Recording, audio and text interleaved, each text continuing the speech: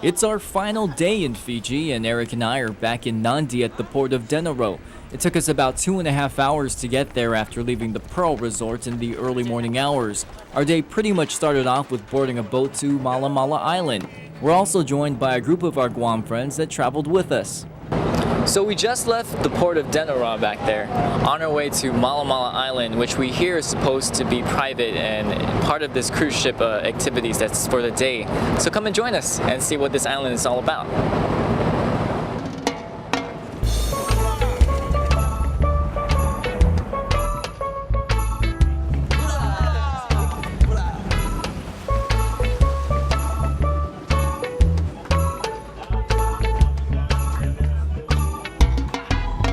Mala Mala is a pristine, uninhabited private island. Travel time from the port is about 50 minutes. Visitors are only allowed to stay for the day, which is at least 7 hours or whenever the crew says it's time to go.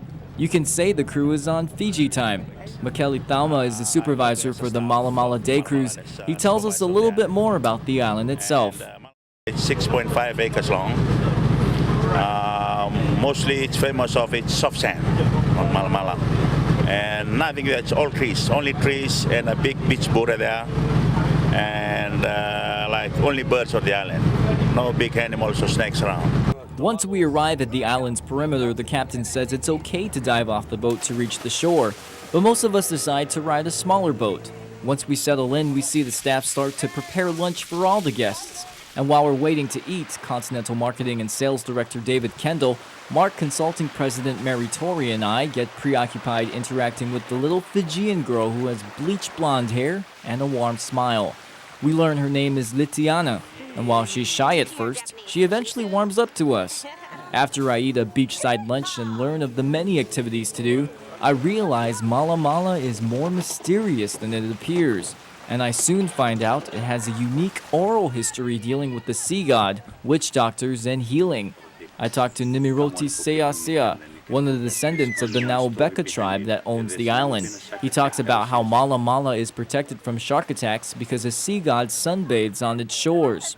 As legend has it, his clan's ancestor is said to be the Skeleton Man, a being that transformed into a human long ago. When the Skeleton Man's first daughter had her first menstrual cycle, it also caused the birth of a sea god. This discharge from a menstruation went into the sea and it transformed into a shark. It became a shark god. That shark god is keeping the whole bay. That's why there's never been a shark attack here, will ever be a shark attack, because we have an ancestor who's a sea god.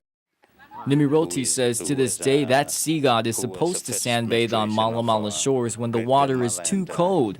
So while the island is safe from shark attacks, it also is a place of healing by the clan's bete, or witch doctors. You see, the word Mala Mala means itchy in English. Nimiroti mentions people with skin diseases came here to be healed. They go to the hospital here in Nadi, the doctor will send you to my place. My uncle will put his hand over you and restrict you from touching water for 4 days. After 4 days, on the 4th day, you come here to have your first touch of water, you have your first bath in the sea. And you take the sand of Mala Mala and you scrape it on this skin disease and it will heal. It will go away automatically. But all those healing practices changed when Nimiroti's clan converted to Christianity, which is the #1 religion in Fiji. Now the island is used mainly as a place for day trips. So after a fun-filled day in the sun and listening to Fijian legends, it's time to head back to the port and make our way to Guam.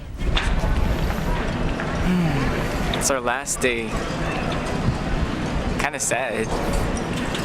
But before we catch our flight, Eric and I are treated to a cultural dinner show at the Westin Resort. It's complete with the lovo, an underground oven that cooks food with stones and coconut leaves, and a performance by the firewalkers of Benga. The firewalkers do not disappoint as they show the process of how they walk on red-hot stones with their bare feet. And just like that, we're back where we started at the Nadi airport. 4 days flew by so fast.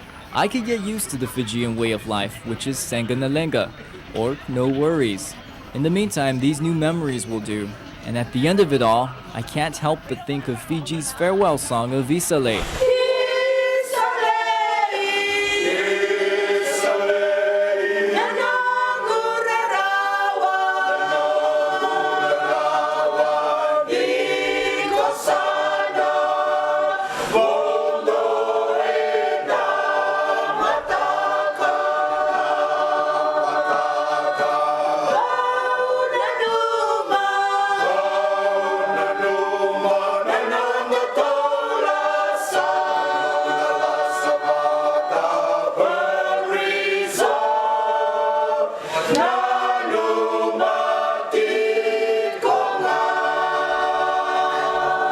the people in Fiji and those who made this trip so memorable, Bula Vinaka, Sidzos Masi, and thank you. For Tropical Visions Fiji, I'm Josh Dikenko. Thanks for watching.